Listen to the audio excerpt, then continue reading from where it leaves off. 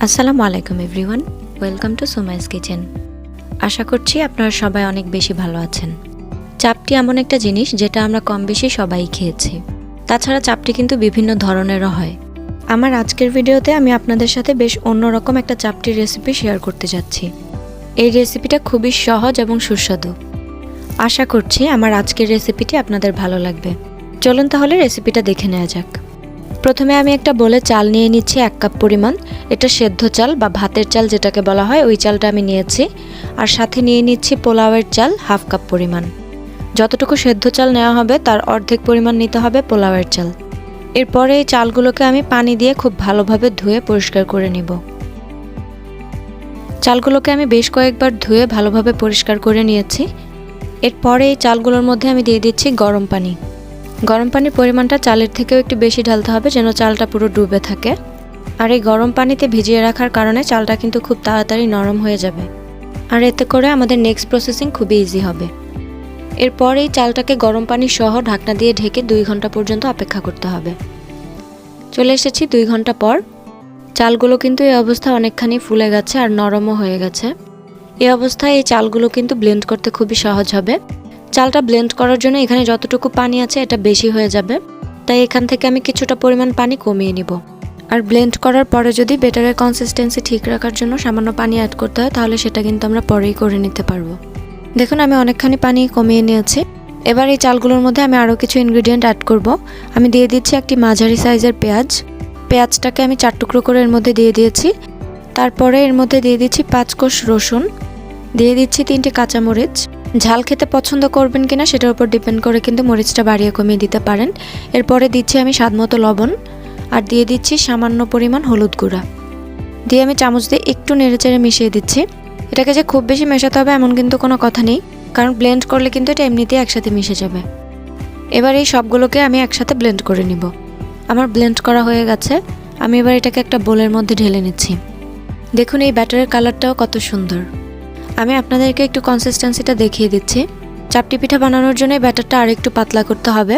যে জারে এটাকে আমি ব্লেন্ড করেছিলাম ওই জারের মধ্যেই সামান্য একটু পানি নিয়ে ধুয়ে আমি এর মধ্যে আবার একটু পানি অ্যাড করে নিয়েছি।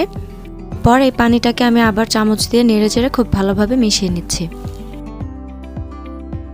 আমার ব্যাটারটা কিন্তু রেডি হয়ে গেছে।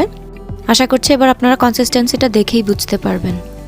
এরপর এই চাপটি পিঠার মূল ইনগ্রিডিয়েন্ট এখানে আমি মিশিয়ে নিব। কয়েকটা লেবু পাতা আমি এভাবে কুচি কুচি করে কেটে নিয়েছি আর এটাকে এবার আমি উপর থেকে ছড়িয়ে দিচ্ছি। চামচ দিয়ে আবারও একটু নেড়ে আমি ভালোভাবে মিশিয়ে নিচ্ছি। এই লেবু পাতাটা এই চাপটি পিঠাটার স্বাদ আরও কয়েক গুণ বাড়িয়ে দেয়। এই পাতাটা অ্যাড করার ফলে এই পিঠা থেকে অসাধারণ একটা ফ্লেভার আসে। আমার ব্যাটারটা কিন্তু সম্পূর্ণভাবে রেডি হয়ে গেছে। এবার আমরা চলে যাব চুলায়।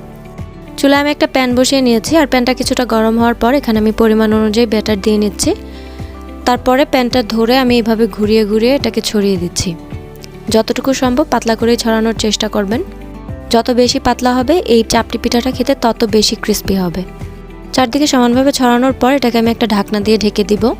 আর চুলার আঁচটা মিডিয়াম টু লোয়ের মাঝামাঝি রেখে আমি এই চাপটিটা বানিয়ে নিব। আর এই চাপটি পিঠাটা হয়ে যেতে কিন্তু খুব বেশি সময় লাগবে না, দেখবেন যে 1 মিনিটের মধ্যে এটা হয়ে গেছে। আমি ঢাকনাটা উঠিয়ে নিচ্ছি। ঢাকনা ওঠানোর পর 30-40 সেকেন্ড আমি এটাকে এইভাবে জাল করে নিব। আর এর মধ্যেই কিন্তু আমার চাপটি পিঠাটা রেডি হয়ে গেছে। আমি আপনাদেরকে এটা একটু উল্টে দেখাচ্ছি। পিঠাটার নিচের অংশ কিন্তু খুবই ক্রিস্পি হয়।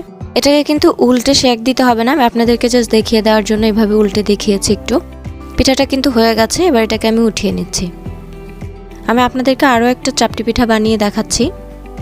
পরিমাণ অনুযায়ী ব্যাটার নিয়ে এটাকে পাতলা করে এভাবে ছড়িয়ে দিচ্ছি। আর ছড়ানো হয়ে যাওয়ার পর এটাকে একটা ঢাকনা দিয়ে 1 মিনিট পর্যন্ত অপেক্ষা করব। এরকম ট্রান্সপারেন্ট ঢাকনা দিয়ে ঢাকলে আপনারা কিন্তু উপর থেকে দেখতে পারবেন পিঠাটা হয়ে গেছে কিনা। ঢাকনা উঠিয়ে আমি 20-30 সেকেন্ড মতো এভাবেই রেখেছি। দেখুন পিঠাটা কিন্তু চারপাশ থেকে উঠে আসছে। আর আমার পিঠাটা কিন্তু হয়েও গেছে। এবার এটাকে আমি উঠিয়ে নিচ্ছি। এই সেম ওয়েতেই আমি সবগুলো চাপটি পিঠা বানিয়ে নিব। তৈরি হয়ে গেল দারুণ স্বাদের চাপটি পিঠা। এই চাপটি পিঠাটাতে সফটনেস এবং ক্রিস্পিনেস দুটোই আছে। এতে ইউজ করা সকল ধরনের ইনগ্রিডিয়েন্টের কম্বিনেশন আর সাথে লেবু পাতার ফ্লেভার তো আছেই। সব মিলিয়ে এই চাপটি পিঠাটা খেতে অসাধারণ। এই চাপটি পিঠাটা আপনারা যে কোনো কিছু দিয়েই কিন্তু সার্ভ করতে পারবেন। গরুর মাংস, হাঁসের মাংস কিংবা মুরগির মাংস সব কিছুর সাথেই কিন্তু এটা জমে যাবে। দারুণ স্বাদের এই চাপটি পিঠা কিন্তু চাইলে আপনার সকালের নাস্তায় প্রায়ই রাখতে পারেন। এটা যেহেতু বানানো এতটাই সহজ, তাহলে এটা কেন ট্রাই করবেন না বলুন। আশা করছি আমার আজকের রেসিপিটি আপনাদের কাছে ভালো লেগেছে। নিত্য নতুন এমন আরও অনেক রেসিপি পেতে আমার চ্যানেলটি সাবস্ক্রাইব করে পাশেই থাকবেন। আর আমার কোনো রেসিপি মিস করতে না চাইলে পাশে থাকা বেল আইকনটা প্রেস করতে কিন্তু একদমই ভুলে যাবেন না। দেখা হবে আবারও নতুন কোনো রেসিপি নিয়ে। আল্লাহ হাফেজ।